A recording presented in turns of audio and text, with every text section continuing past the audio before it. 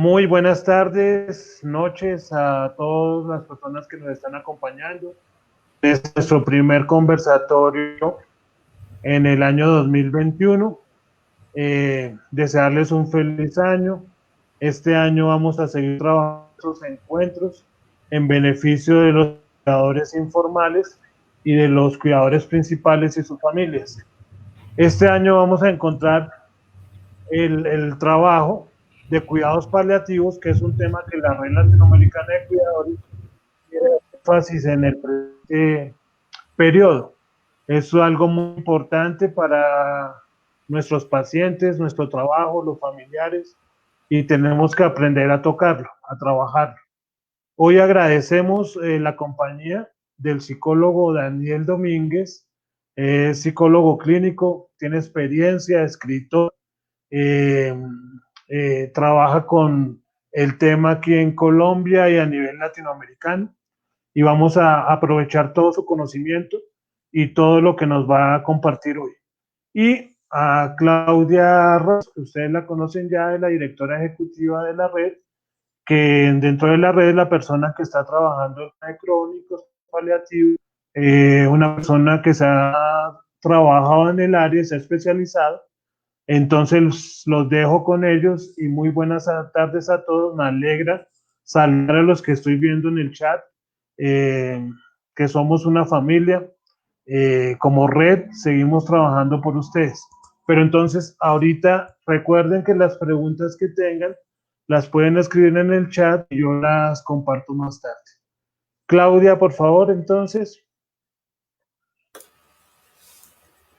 Bueno, un saludo muy grande, un abrazo muy especial para todos nuestros cuidadores y para toda la audiencia de estos cafés, de estos conversatorios de la Red Latinoamericana de Cuidadores.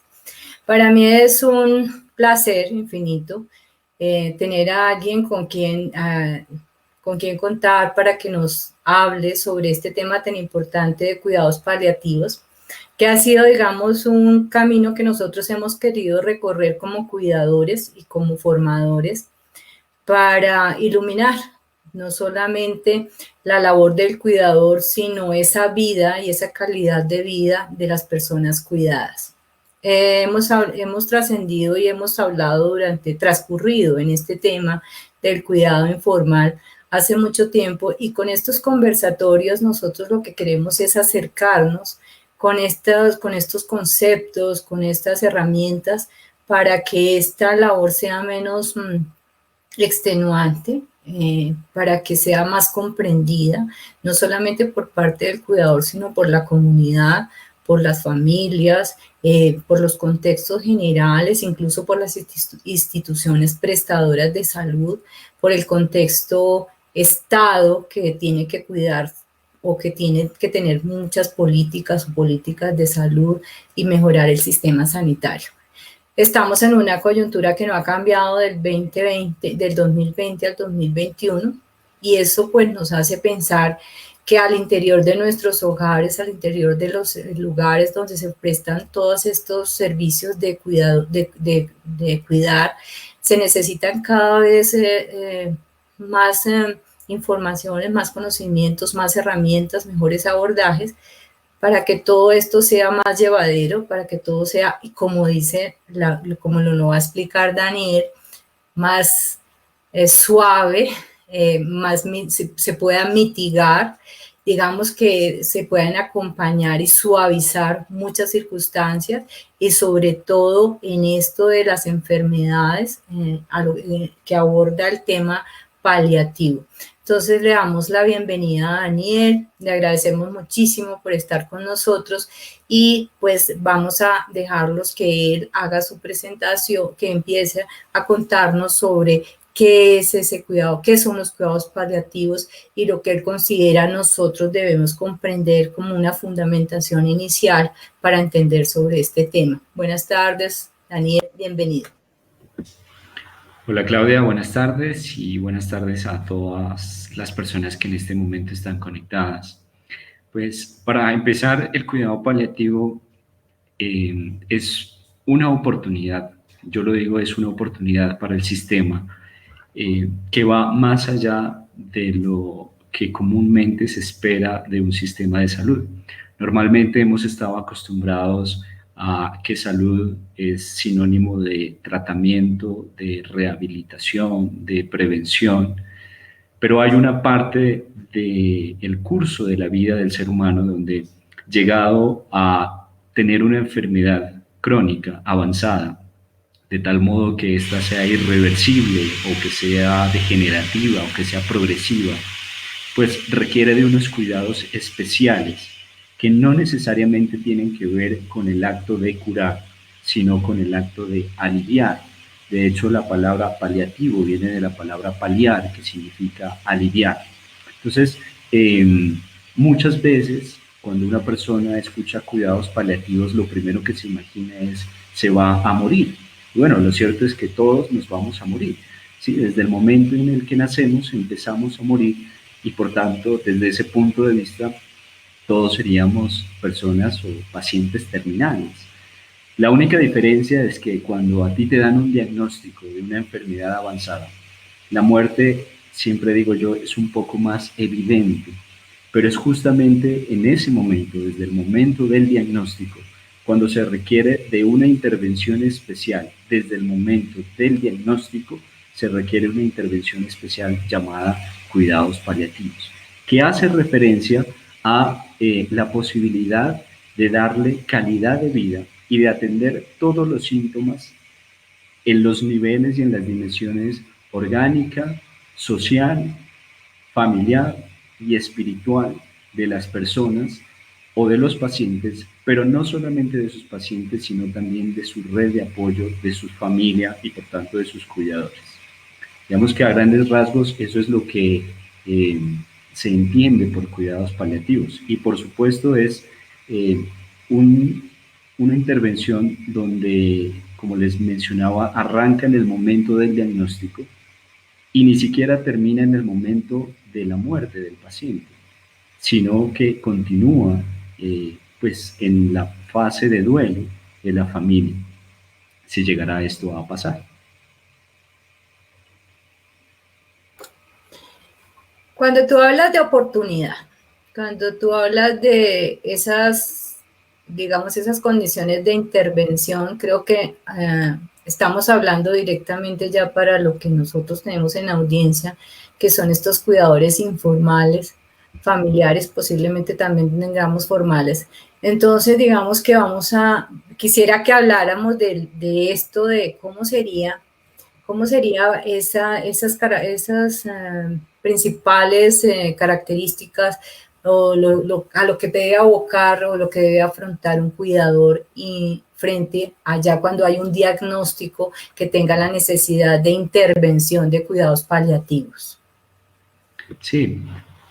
Mira, Claudia, normalmente las personas que han sido diagnosticadas con enfermedades crónicas o enfermedades crónicas oncológicas, digamos un ejemplo, un cáncer, independientemente del momento, de la fase en el que se encuentre el cáncer, el diagnóstico, requiere ya de una intervención de cuidado paliativo.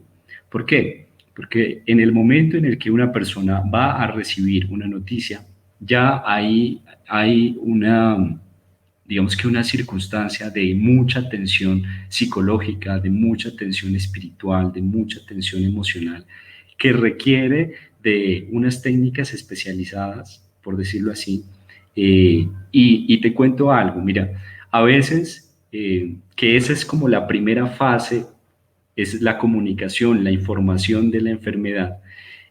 A mí siempre, a veces me llaman familiares y me dicen, doctor, no sé cómo decirle, o no le he dicho o no le voy a decir su diagnóstico porque creemos que se va a empeorar, porque creemos que esto le va a hacer más daño, etc. Entonces hay una conspiración del silencio, pero también es un error de atribución. ¿En qué sentido? Y ahí es donde yo siempre les digo, miren, ¿de quién es la responsabilidad de informar el diagnóstico del paciente? ¿Sí? La responsabilidad no es del familiar, no es del cuidador, pero cuando el familiar o el cuidador se atribuye esa responsabilidad, por supuesto que va a sufrir y por supuesto que va a entrar en un dilema moral, ¿sí? De decirle o no decirle. Entonces esto va a generar más tensión, más sufrimiento y más culpa.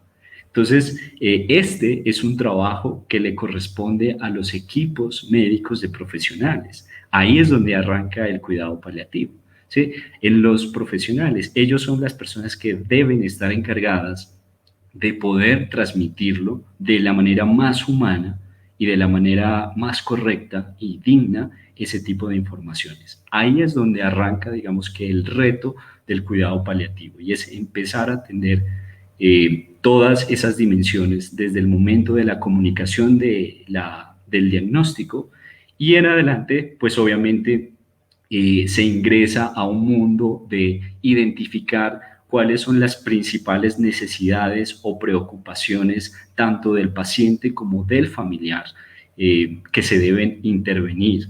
Ahora bien, hago aquí un paréntesis y es la Organización Mundial de la Salud reconoce que los cuidados paliativos son un derecho de todos los ciudadanos, ¿sí? De cualquier país.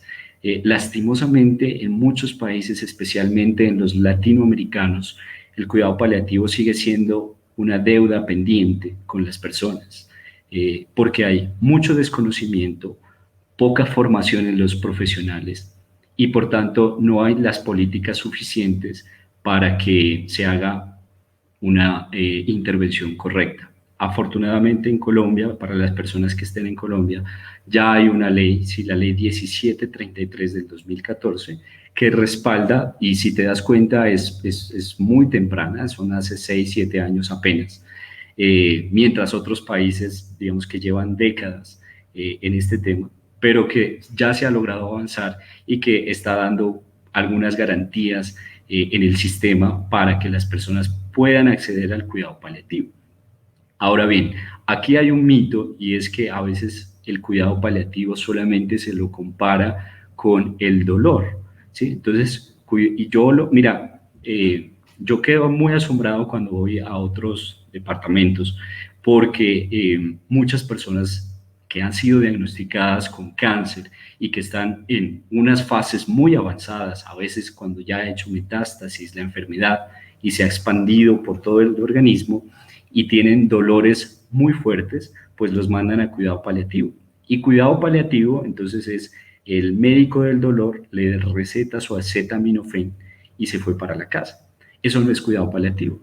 El tratamiento de dolor hace parte del cuidado paliativo, pero no lo es todo, ¿sí? El paciente, decía la fundadora de Cecily Saunders, la fundadora de los cuidados paliativos, que no solo sufre el cuerpo, sufre todo, ¿sí? Sufre toda la persona en todas sus dimensiones. Le duele el alma, le duele la psique, le duelen las emociones, le duele la familia, le duele transitar y por supuesto el cuidador de la mano está sufriendo también, porque apenas se hace un tipo de estos diagnósticos en un paciente, pues su cuidador, su familiar, ingresa también a un mundo de la pérdida, ¿sí? Y es una pérdida paradójica, porque es sentir, si a ti te llaman en este momento y te dicen, mira, murió un familiar tuyo, pues es una pérdida, ¿sí? Explícita.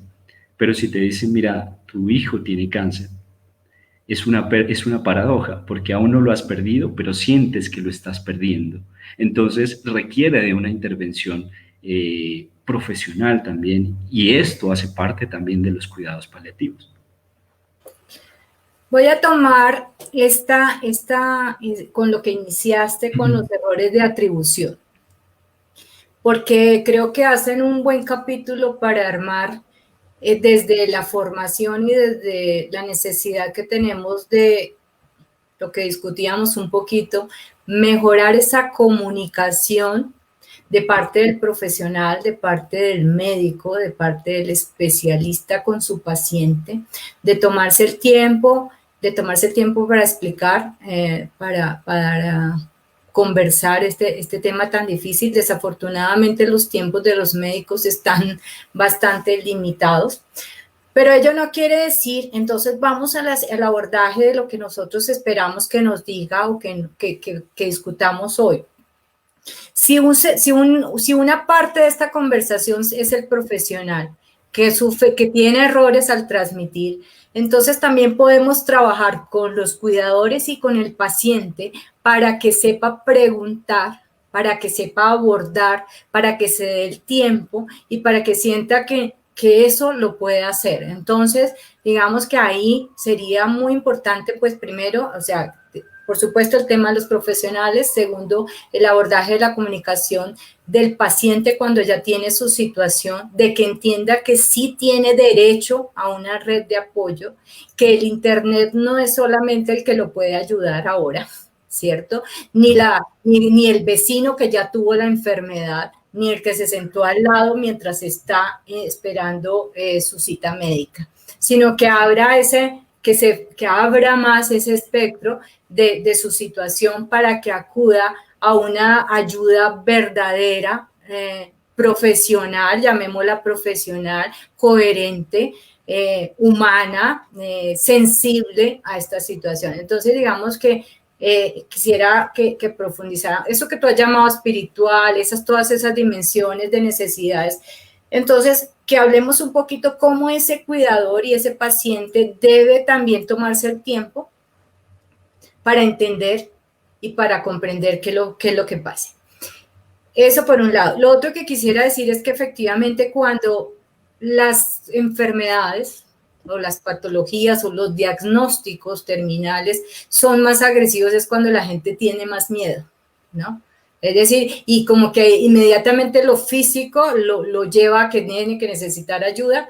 Vamos a tratar particularmente oncología o cáncer, que es el que hace que digamos que sea más motivador de este tema de paliación. Entonces la gente, claro, la gente ve que se está deteriorando, entonces busca muchísimo más ayuda y ya está más, el ambiente ya está más comunicado, digamos, lleno de muchas cosas de ayuda, por ejemplo, en cáncer, a pesar de que el tema es bastante amplio. Pero entonces hay otras enfermedades, por favor, hay otros diagnósticos que son bien importantes que quisiera también que de pronto por lo menos nos mencionaras para que podamos hablar con nuestros cuidadores y con nuestros pacientes y estemos dando hoy una información muy valiosa de lo que significa cuidados paliativos. Sí, hay distintas enfermedades que pueden llegar a requerir los cuidados paliativos, no solamente el cáncer, ¿no? El cáncer es como la enfermedad más evidente cuando uno piensa en cuidado paliativo, pero por ejemplo, hay personas que han sufrido traumatismos severos, ¿sí? De tal forma que quedaron en un estado probablemente incluso vegetativo, o hay personas que han sufrido eventos cerebrovasculares o los más conocidos popularmente derrames cerebrales, que también llegan a unas circunstancias muy avanzadas de la enfermedad, o también están las personas, pues algunas personas con ELA, ¿sí? Y otras enfermedades neurodegenerativas, incluso personas con enfermedades inmunocomprometidas, ¿sí? Como las del VIH, que llega a una fase ya de terminalidad, donde la enfermedad pues es completamente irreversible, ha sido progresiva y es degenerativa, es decir, va produciendo una pérdida de la funcionalidad tanto a nivel físico como también a nivel mental y por tanto esto acarrea unos cambios no solamente en el paciente sino también, como lo digo, siempre en el familiar. Ahora, o en el cuidador. Con respecto a lo que tú mencionabas al inicio, es verdad, a veces no, siempre, uno nunca recibió una clase de fundamentos sobre la vida y la muerte en el colegio, ¿sí? Que sería estupendo. Entonces, uno no necesariamente, uno siempre está preparado para enfrentar este tipo de situaciones. Por tanto, como uno, como ser humano, es un buscador incansable de la verdad. A veces de las primeras reacciones cuando uno como paciente y también como familiar o cuidador se enfrenta a este tipo de diagnósticos, pues es la necesidad de buscar respuestas. El problema es que uno empieza a buscar respuestas en el lugar menos indicado, el Internet, por ejemplo, o uno le cuenta a alguna persona, a varias personas, y yo no sé por qué, ¿sí? Yo le digo a eso como el síndrome El síndrome del Dios, del que lo sabe todo y le dice, mire, tómese esta agua, haga esto, yo vi que alguien se curó, etcétera. Entonces, por supuesto, todo es bienvenido, pero muchas veces los cuidadores terminan más confundidos, ¿sí?, que con claridad de lo que está sucediendo. Entonces, ¿qué es lo primero que debe hacer un cuidador, un familiar y también el paciente en estos casos? ¿Y qué es su derecho? Pues su derecho es pedir la información clara, ¿sí? Pedir que le den una información supremamente clara sobre de qué se trata la enfermedad, pero también sobre cuál es el proceso y las posibilidades en el proceso de enfermedad. Y aquí va otro tema importantísimo y por eso hago hincapié sobre posibilidades, porque nadie, o al menos esa es nuestra filosofía, ¿sí?, y con nuestro equipo médico hemos aprendido eso, nadie tiene la última palabra, ¿sí? Y ahí viene otra cosa muy importante y otra de las grandes preguntas que a mí me hacen, y es, doctor, ¿cuánto tiempo le queda? ¿Sí? ¿Cuánto tiempo le queda? Y es natural, por supuesto, pero nosotros siempre les decimos, mira, nadie acá es Dios para decir te quedan exactamente 3 días o 3 meses o 6 meses o un año, ¿sí? Entonces esto nos cambia un poco la perspectiva y la perspectiva es tener una información clara sobre de qué se trata la enfermedad y sobre los posibles o potenciales posibilidades que pueden suceder en el camino, motivo por el cual pues es más fácil estar preparado para enfrentar cualquiera de esas posibilidades, ¿sí?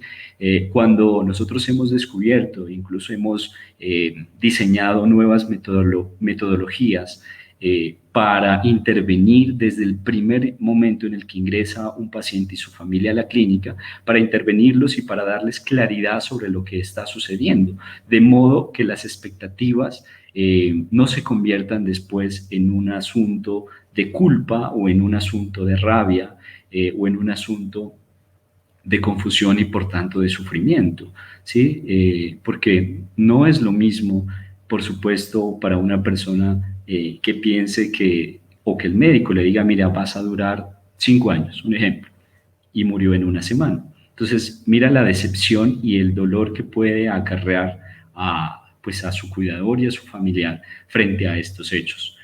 Y otro tema importantísimo frente a la educación de los familiares y de los cuidadores es que pues al otro lado hay un equipo de profesionales que también tienen que estar preparados, porque es muy usual que a veces el familiar deja o tiene miedo de preguntarle a los profesionales qué es lo que está sucediendo, a veces por vergüenza o sencillamente porque el profesional tampoco se da a entender. Entonces, si va el profesional o el médico y le habla sobre miles de conceptos técnicos, pues sencillamente dio lo mismo y más bien quedó confundido. Entonces, lo que va a hacer es ir nuevamente, salir e intentar buscar respuestas hacia afuera. De eso se trata, efectivamente, cuando las personas tenemos tanto miedo. Tenemos, digamos, vamos a utilizar el concepto miedo como lo que no quiero afrontar, la vergüenza que me da, lo que pienso que yo no sé. Y cuando le hemos dado poder, en este caso, a los diagnósticos, a la medicina, a los médicos, como si ellos tuvieran el poder absoluto. Y es una cuestión que, digamos que así, es un tema, digamos, y es una costumbre, yo no sé cómo, no me da ahorita la palabra, de que la gente cree eso, lo que tú acabas de decir, que alguien me tiene que dar la respuesta. Entonces ahí, digamos que tenemos que afrontar qué tan profesionales, qué tantos buenos profesionales para transmitir esta necesidad, lo que tú decías, hay cosas, ya no es curar, son conceptos también, porque es que la cura es una cura, también es un proceso. Simulémoslo con la curita que nos ponemos o con el que hacemos para cubrir una herida mientras tanto. A lo mejor nos quede la cicatriz, a lo mejor no nos quede cicatriz, a lo mejor se mejore. Eso dependerá de muchas de las circunstancias personales, lo que tú acabas de decir. Hay un marco general, unas características principales, pero siempre hay una individualidad, siempre hay un individuo ahí. incluso cuando hablemos de ese individuo, hablemos que estamos hablando de ese paciente, no de esto, no del cuidador, sino del paciente, para que se pueda entender cuáles son esos pasos. Entonces, frente a esto, también hay como un tipo de creencias, de mitos, de obstáculos para que la gente tiene sobre cuidados paliativos. De los que hemos mencionado, ¿podemos sumarles algún otro que se nos haya quedado pendiente?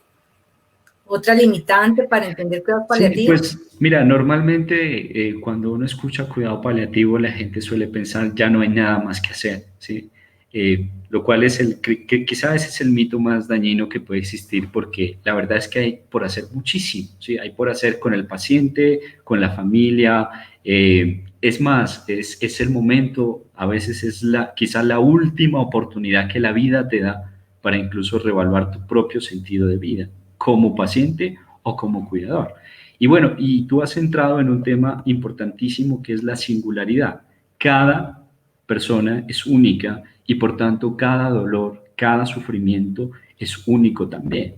Y cuando uno habla de cuidados paliativos, por supuesto, uno se adentra en el mundo de como los también síntomas o cuáles son las cosas que más normalmente o con frecuencia, pues digamos derivado de estas enfermedades ocurre a nivel orgánico y psicológico de los pacientes. Entonces, cuando uno habla de cuidado paliativo, no solamente se refiere a el alivio del dolor, ¿sí? Hay muchos otros síntomas, por ejemplo, digamos, los 10 síntomas más comunes que se puede evidenciar en este tipo de diagnósticos con las personas que lo padecen, normalmente son la debilidad física, la pérdida de peso, el adormecimiento diurno, por supuesto la tristeza, la depresión, la anorexia, ¿sí? El nerviosismo, obviamente está el dolor, hay problemas de disnea, de ahogo, de estreñimiento,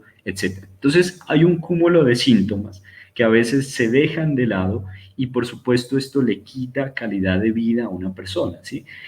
Una persona no va a tomar una buena decisión si está con dolor o si está con debilidad o si está sufriendo de insomnio, ¿sí? Entonces también digamos que los cuidadores están en el deber o en el derecho también de exigir a los equipos profesionales que no solamente se centren en el dolor, sino que se centren en otros síntomas que también le sucede a las personas con este tipo de diagnósticos. Ahora bien, digamos que hay ciertas preocupaciones dentro del marco de la vivencia y de la experiencia del paciente, ¿sí? Pero esto que te voy a decir y que les voy a decir es algo a veces que es un poco raro, pero que ocurre. Y con frecuencia, quien termina teniendo más miedo a la muerte no necesariamente es el paciente, ¿sí? Sino es el cuidador. Porque a veces el paciente que está viviendo el dolor, que está encarnado en el dolor, pues ha tenido el tiempo para negar su dolor, para irritarse, para sufrirlo, pero llega un momento también donde éste lo puede llegar a aceptar.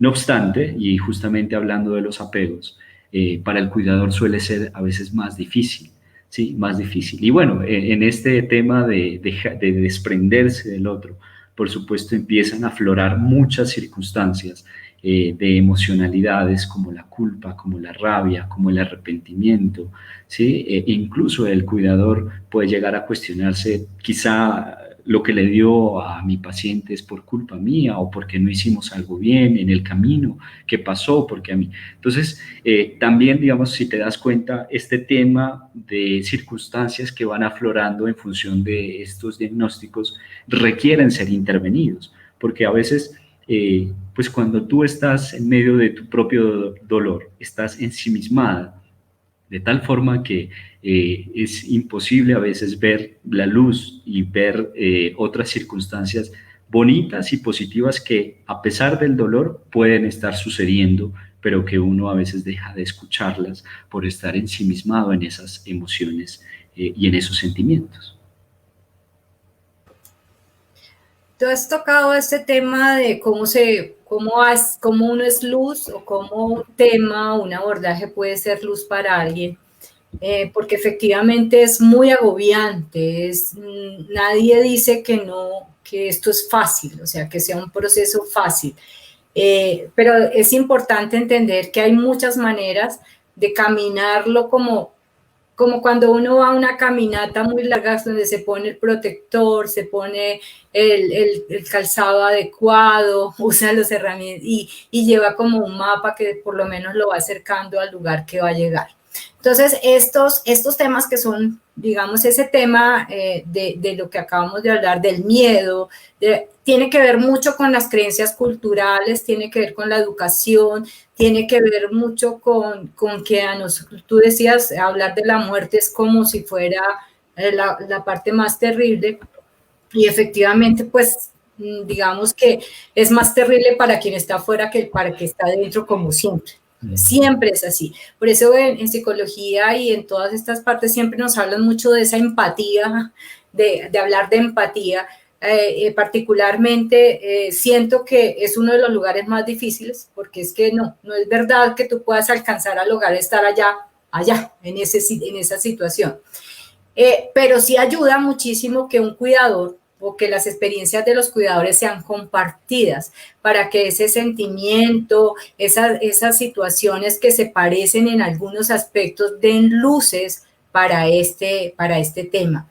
Entonces, quiero también que abordemos que cuidados paliativos sucede en todas las etapas biológicas del desarrollo humano, desde la infancia, desde la adolescencia, y abordar este tema en estos estados biológicos necesitan unas caracterizaciones particulares. Un tema difícil, por ejemplo, el tema de los niños, ¿no? Que es un tema bien complicado. Entonces quisiera abordar un poquito ese tema, porque también nosotros particularmente en la Red Latinoamericana de Cuidadores hemos trabajado mucho con cuidadores de adulto mayor y con las enfermedades o patologías que están más cercanas al adulto mayor o que se desarrollan más en la parte de la vejez.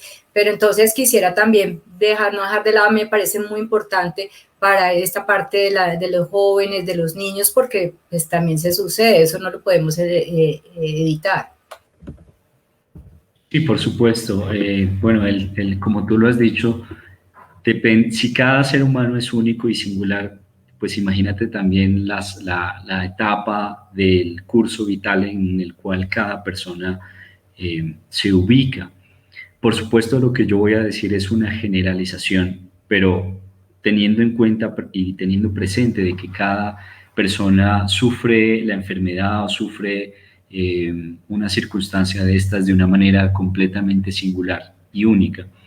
Pero mira que en el caso de los niños no tienen tantos prejuicios y tantas barreras como si las tenemos los adultos, ¿sí? Generalmente las personas más adultas tenemos más miedos porque tenemos más prejuicios en la cabeza sobre muchas cosas.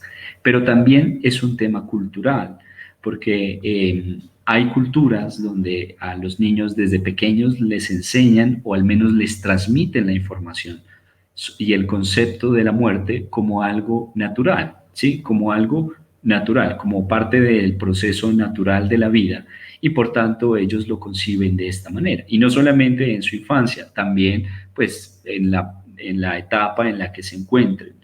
Pero también depende mucho, y por eso yo creo que tenemos nosotros como adultos una responsabilidad muy grande frente a los niños, y es transmitir el concepto de la muerte no como una tragedia, porque normalmente uno lo transmite de esa manera, ¿sí? Entonces cuando te preguntan mamá o papá, ¿sí?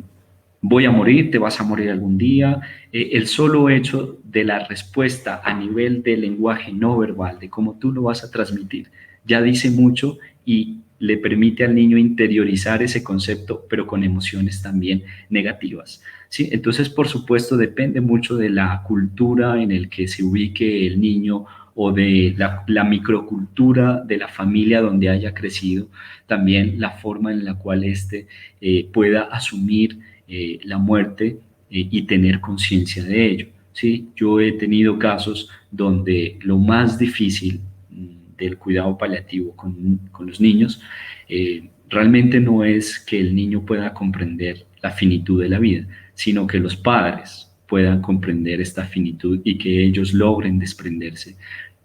Pues desprenderse no en el sentido de eliminar la memoria, sino de aceptar y hacer conciencia de que es una realidad y que también es un proceso natural de la vida. Entonces, la invitación, pues muy grande, es de que empecemos a hablar más sobre este tema, ¿sí? Empecemos a darle más cabida en nuestros diálogos de la vida normal, pero no para ver la muerte como una tragedia y como la contradicción de la vida, ¿sí? Sino más bien como una oportunidad para reflexionar sobre la vida misma y por tanto para aprovechar lo que tenemos hoy, ¿sí? Que en últimas esa es la única fortuna que todo ser humano tiene. Por esa razón, tocaba el tema porque nosotros hablamos de cuidadores informales y familiares. La circunstancia es que el papá cuida al hijo, lo lleve hacia su desarrollo y eso, y finalmente nos encontramos también en la etapa final cuando es el adulto mayor el que tiene que ser cuidado por su hijo. Entonces, digamos que en estas situaciones cuando ya están dadas, nosotros queremos ser apoyo y luz para estas personas, para decirles que hay muchas maneras y muchas estrategias para que esto sea más llevable, más amable, que efectivamente comprendiendo ciertos conceptos, que vivenciándolos, transmitiéndolos y compartiendo van a ser mucho mejor. Entonces hablemos sobre qué requeriría, cuáles son los temas esenciales del cuidado paliativo para el cuidador. ¿Cuáles serían esos temas esenciales que tienen que construirse como principios, como fundamentos sobre cuidado paliativo, que es, digamos, lo diferencial que estamos trabajando hoy en este conversatorio, en este cafecito que nos estamos tomando, que no lo estamos tomando por si alguna, solo agüita. Aromática. Sí, bueno, voy a partir un poco, en un momento hablé de como los síntomas y las preocupaciones de los pacientes. Partamos de cuáles son las principales preocupaciones de los cuidadores, ¿sí? Se han hecho muchos estudios y bueno, y también en mi experiencia propia he podido identificar como algunos patrones y si en este momento yo estoy seguro que sí hay personas que de pronto se identifiquen más con unas que con otras y bueno, ustedes que también lo están viviendo, me podrán decir si sí o si no, pero normalmente los cuidadores se preocupan por cómo será el momento de la muerte del paciente, ¿sí? Esa es una de las preguntas a veces o de las preocupaciones muy escuchadas. La otra es ver la debilidad del paciente y ver ese cambio a veces tan drástico de que antes era activo, era una persona activa, que me hablaba, que me sonreía, que estaba conmigo, que tomaba la iniciativa, etcétera, y ahora cambia completamente, ¿sí? Entonces, digamos que esa transición pues también genera mucha preocupación y por tanto dolor en los cuidadores. La otra es la percepción de la muerte, pero del enfermo, ¿sí? Entonces, un ejemplo, mi papá, ¿qué estará pensando sobre todo esto que va a pasar? ¿O qué estará pensando, sí, será que le preocupa demasiado que se va a morir, etcétera? Otro es el tiempo, como les decía hace un momento, el tiempo de supervivencia, ¿no? ¿Cuánto tiempo va a durar? Otro es la soledad. A veces, bueno, digamos que hay una preocupación muy fuerte frente a la soledad, no solamente del paciente, sino también del cuidador. Porque a veces, y aquí quiero hacer un paréntesis grande sobre la experiencia de ser cuidador, y es que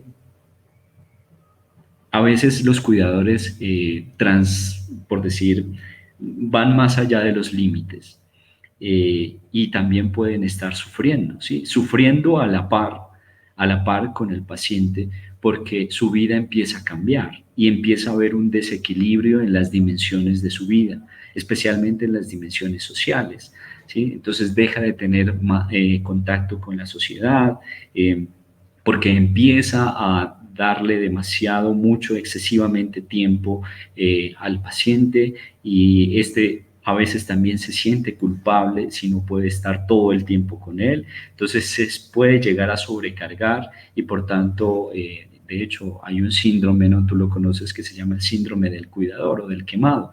Entonces llega momentos donde el mismo cuidador termina enfermando, pero por el agotamiento y la fatiga y el cansancio emocional y el cansancio físico, por la cantidad y el exceso de trabajo que está haciendo durante el cuidado, ¿sí? Y aquí, mira, yo siempre, por eso es que es importante hacer un trabajo sistémico, un trabajo familiar, ¿sí? Para democratizar el cuidado.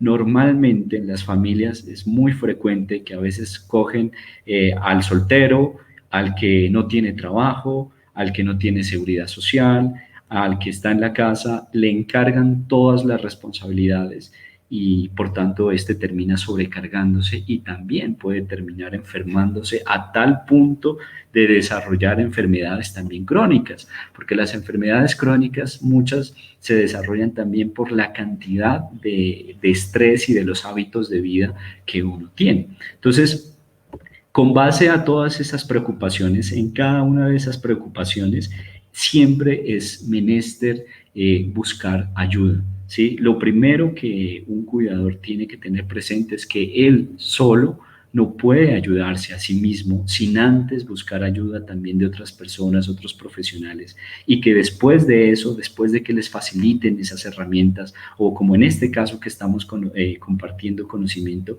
pues también es una responsabilidad, pero se hace más fácil cuidar de sí mismo. Sí, porque a veces es normal escuchar, no, es que tú si quieres cuidar a alguien, tienes que cuidarte a ti mismo, pero es que el cuidador ya está quemado, el cuidador ya está enfermo, el cuidador requiere también que lo cuiden, ¿sí? Entonces, el cuidado que requiere el cuidador para cuidar a su paciente va no solamente desde lo físico, sino también desde lo psicológico y desde lo espiritual. Es muy común que los cuidadores terminen padeciendo de trastornos de ansiedad o trastornos del ánimo, como la depresión, y por tanto esto también requiere una gran atención, pues de parte no solamente de uno, sino también de parte del sistema de salud, y por tanto buscar ayuda para que esto no se convierta en una bola de nieve, porque puede suceder, he visto algunos casos donde el cansancio del cuidador termina convirtiéndose en una violencia también para el paciente, ¿sí? Entonces, hay muchas cosas que se pueden desencadenar de eso. Por supuesto, no, esto no es una generalización, no todo el cansancio en extremo termina en violencia, pero puede suceder. Entonces, también al momento de cuidar al cuidador, pues es una forma de cuidar al paciente, ¿sí? Y para eso es importante que las familias, ¿sí?, sepan distribuir muy bien las responsabilidades, no solamente para no sobrecargar a una sola persona, sino también para que el mismo paciente pueda recibir esa emocionalidad y esa energía positiva de las personas que lo están cuidando. ¿Y qué hacer con la sobrecarga de nuestros profesionales, de nuestros cuidadores formales? ¿Cómo mejorar nuestra comunicación con ellos? ¿Cómo atenderlos? Hay mucha campaña que también les está ayudando para que la gente entienda que no son los todopoderosos, que también son seres humanos ayudando a otros. Pero, digamos, desde la experiencia de todo este tiempo que has trabajado en paliativos, ¿cómo es la mejor forma de acercarnos a los profesionales, a los médicos, a las enfermeras, que también están, digamos, haciendo su trabajo muy profesional, pero que a veces están también muy sobrecargados? Es una responsabilidad muy grande que, en mi criterio, es una responsabilidad de la sociedad, ¿sí? Porque todo esto arranca desde la formación. Entonces, si a ti como psicólogo o como médico nunca en tu pregrado te hablaron de cuidado paliativo, pues ahí arranca una gran brecha, ¿sí? Pero supongamos que listo, que ese es en el mayor de los casos, esto es lo que sucede. Ok, también hay una responsabilidad muy grande en la parte de las administraciones, ¿sí? Del liderazgo, de los gerentes. Los gerentes tienen una gran responsabilidad de identificar estas necesidades y de identificar que esto puede tener un impacto negativo en la calidad de vida de las personas, de los usuarios, de los pacientes y por supuesto de los mismos trabajadores. ¿Sí? En un país como el nuestro, donde, no sé, más del 80% de los trabajadores tienen contratos a labor, contratos a prestación de servicios, ¿sí? Donde a veces tampoco son reconocidos y son, en algunos casos, pues, digamos que capitalismo puro, ¿no?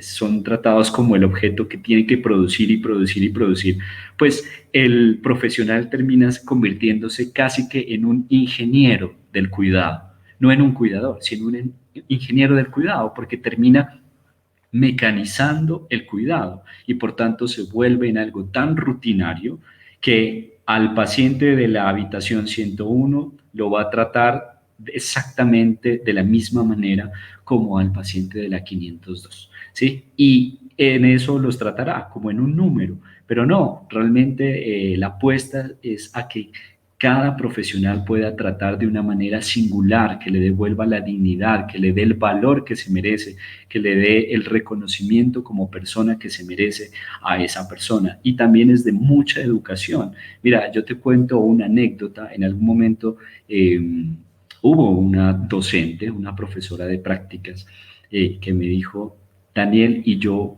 como por qué tengo que entrar a la habitación del paciente, un paciente que estaba en un estado vegetativo, y como por qué tengo que entrar y saludarlo por el nombre si no me escucha.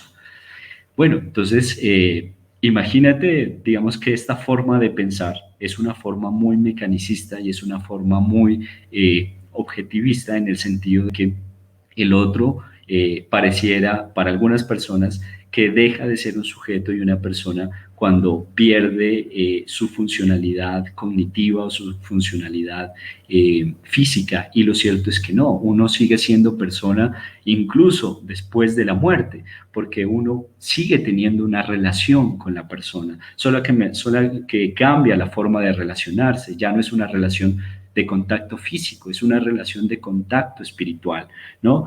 Y es una relación, por tanto, que nos ha construido y que nos hace merecedores de llamarnos seres humanos por la historia que hemos construido, no solamente por nuestra especie, sino por la capacidad que nosotros hemos tenido de construir una historia, de sufrir, de doler, de amar, bueno, de posibilitarnos tantas cosas y por tanto de quedarnos en la memoria de otros. Entonces, yo sí creo que hay una responsabilidad muy grande frente a la sociedad. Hago una cuña, muy pronto va a salir una política de humanización que, digamos, justamente por este tipo de crisis, a veces que hay crisis de la razón, crisis del sentido, una crisis que a veces nos coloca a las personas en un mundo de competencia y por tanto de egoísmo, ¿no? Entonces, sálvese quien pueda, entonces no importa el fin, no, los medios, lo importante es conseguir el fin, lo importante es conseguir el dinero. No, en medio de todo eso siempre hay seres humanos, siempre hay personas, siempre hay un universo que merece nuestro respeto y por tanto que merece nuestro aprecio y nuestro amor y ratificar siempre la dignidad en cualquier momento, en cualquier posición en el que estemos, así no hablemos, así no movamos un dedo, ¿sí? Yo siempre les he dicho acá a los familiares a veces que con frecuencia vienen a visitar responsables y por amor a sus pacientes, les digo, mire, yo los felicito, porque aquí es realmente donde uno ve quién ama, porque es muy fácil amar a alguien que te es útil para algo, ¿sí? Así sea para que te dé una sonrisa, pero si la otra persona ya ni siquiera una sonrisa te puede devolver, pues es un amor realmente puro porque ya no tienes nada que esperar a cambio, pero aún así le sigues amando. Y esa es la apuesta también del cuidador, ¿no? Poder amar, por supuesto, incluso en esos estados donde uno se convierte en una persona que de pronto no sirva para mucho, ¿sí? pero el amor lo puede todo y el amor es mucho más que esperar algo a cambio de la otra persona. Sí, yo pienso que dar o recibir por dar es una cosa bien importante. Tú hablas de un aspecto bien importante, es que en la actualidad la gente lo mide mucho por su productividad y todo eso en razón de que hay muchos pensamientos de que hay unos que sirven y ya no sirven, y eso ha sido como una idea que se ha ido posicionando cada vez más a nivel mundial, a nivel de la sociedad en general. Entonces es un punto a discutir bastante fuerte, bastante interesante, de concientización de parte de nosotros como sociedad. Hay muchos temas que nos quedan por abordar, muchas cosas que son muy importantes, capítulos muy importantes y aspectos muy importantes de cuidados paliativos, pero normalmente frente a cuidados nosotros siempre hablamos de dignidad, de esa palabra, de la dignificación, de cómo hacemos. Entonces digamos que yo te voy a pedir pues que me des como una definición, como un acercamiento para que la gente sepa qué es morir dignamente o tener una muerte sana o morirse bien, viviendo esa muerte sana, que es muy importante y que a través de tu experiencia es muy importante como testimonio para quienes están muy cercanos a esta situación, que vamos a estar todos muy cercanos. Realmente creo que vivimos muy cercano a esto por cualquiera de las circunstancias que se puedan presentar. Gracias a Dios, pues no es el caso en este momento, no es nuestra aspiración inicial, pero hay muchas personas que están pasando por esto y entonces, que es bien lindo que recibiéramos un tipo de ayuda de parte tuya, de tu conocimiento. Por supuesto, me encanta tu pregunta y creo que es una excelente pregunta para concluir. En mi concepto hay dos definiciones de muerte digna. La primera definición es la que tiene actualmente, por ejemplo, acá en Colombia, la muerte digna es morir sin dolor, ¿sí? Y realmente se reduce casi que a eso, ¿no? Aliviar el sufrimiento extremo, ya que una persona muera sin dolor. En mi concepto, yo lo amplío un poco más y para mí morir dignamente es morir sin dolor, pero también morir amado por otras personas, sintiéndose amado, ¿sí? Muchos pacientes, yo he acompañado a muchas personas hasta el último momento de su vida y muchas personas se han quedado esperando a que toque la puerta algún familiar y no ha llegado, ¿sí? Afortunadamente, digo afortunadamente porque ha sido una experiencia casi que espiritual para mí. He podido acompañarlos a muchas personas en estas circunstancias, pero puedo decir que el dolor más grande del paciente, y me lo han dicho, doctor, a mí ya no me interesa si me muero o no, ¿sí? Yo estoy preparado. Lo que siento que me va a doler es morirme solo, ¿sí? Y que no haya nadie que esté acompañándome a mi lado. Entonces, para mí morir dignamente primero es morir sin dolor, por supuesto, que eso se puede hacer, sí, y que eso es importante que la gente lo sepa, sí, incluso hasta el último momento de su vida, tú puedes solicitar a tu sistema que te permite, también es cuidado paliativo.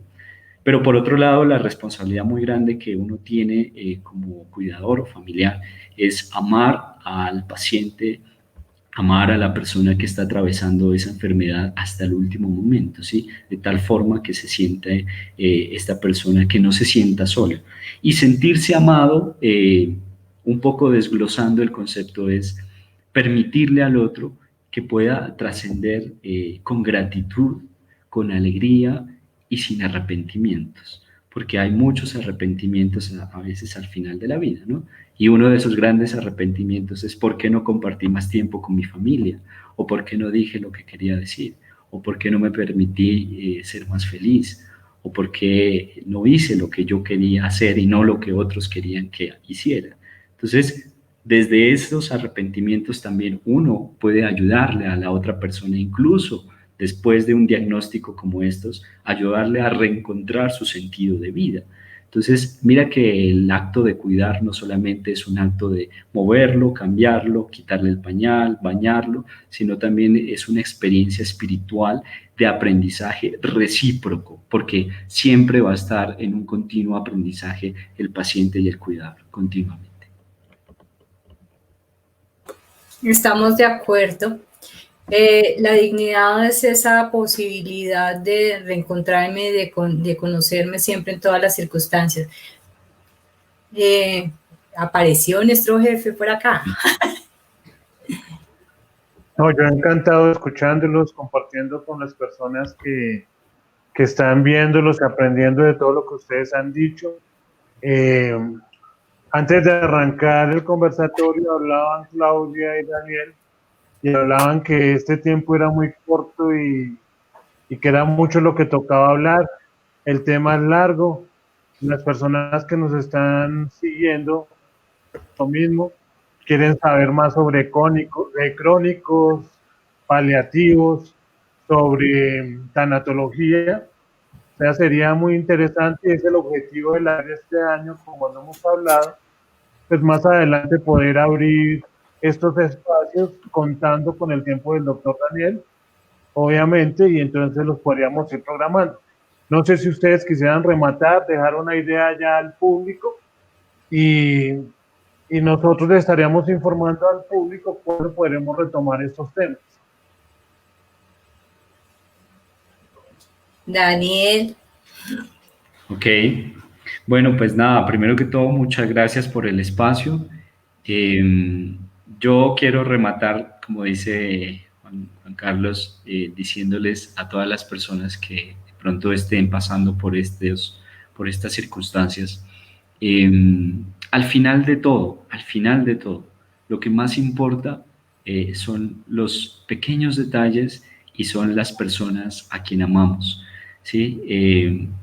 Le decía muy jocosamente algún día a mi papá, ¿usted cree que al final de la vida recordará las deudas que tenía y las preocupaciones del trabajo y los proyectos que nos hicieron, etcétera?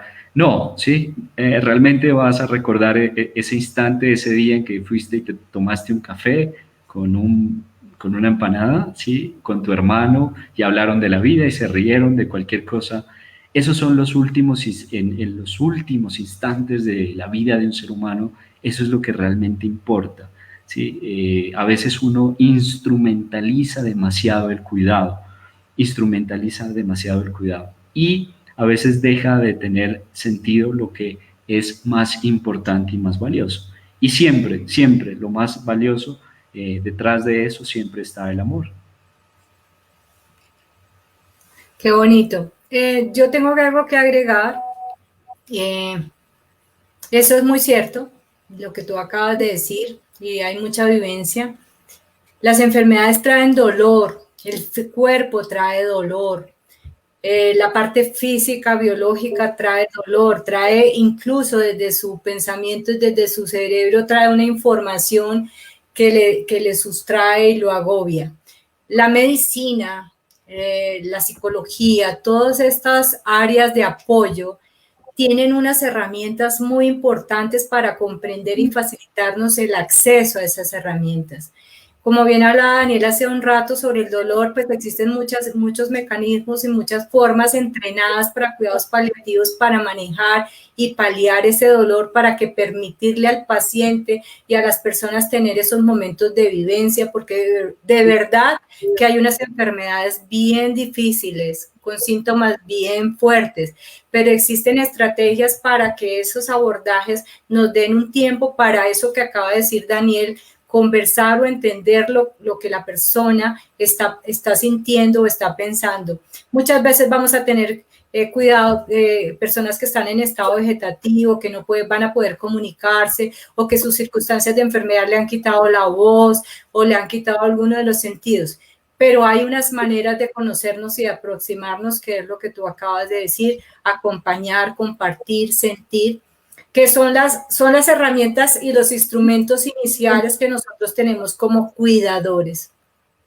Pero es muy importante que en cuidados paliativos y las personas expertas en este tema nos pueden hablar sobre todas esas medicinas y todos esos finales de vida que deben ser asistidos con conciencia, con todos estos aportes que la medicina tiene para aliviar el dolor, para tener todas estas ayudas en casa o ir a estos lugares hospicios, para tener todos estos lugares donde yo puedo ayudarme como paciente y ayudarme como cuidador. Realmente el trabajo y las políticas y todas estas estrategias son muy importantes, pero lo primero es conocerlas, no esperar a necesitarlas. Hay unos programas, nuestras organizaciones de ayuda de prestadores de servicio tienen todas, de servicios de salud, tienen todos esos aspectos. Preguntémonos, busquemos esa ayuda, acudamos a nuestros profesionales, no esperemos como dijo Dani, a solucionarlo solo o a sentirnos en la gran tragedia y en la gran desgracia por no poderlo hacer. Para mí, eso es la dignidad de acercarme tanto a los procesos de diagnóstico, a las patologías. Todas las enfermedades tienen una condición, suceden por algo, efectivamente, las raíces de esas cosas las trata la medicina, las trata la psicología, las trata la psiquiatría, las trata todo ese equipo especializado que nos puede ayudar, y eso es a lo que tenemos que acudir. No, hay muchos profesionales médicos que ya en su etapa final, que en su etapa, digamos, menos productiva de la medicina nos pueden acompañar, nos ayudan con sus historias, nos ayudan con sus acompañamientos. Y vivir es eso, y acompañado en casa, acompañado en clínica, acompañado en donde sea que sea, pero acompañado por quienes verdaderamente quieren hacerlo. No solamente porque ya les toca, sino porque quieren hacerlo. La soledad es un espacio, es un estado que todos vivimos, pero seguramente cuando estamos en esos estados comprendemos que verdaderamente no estamos solos, sino que hay algo mucho más fuerte en nosotros, que está mucho más grande y más poderoso que nosotros mismos para entender este proceso.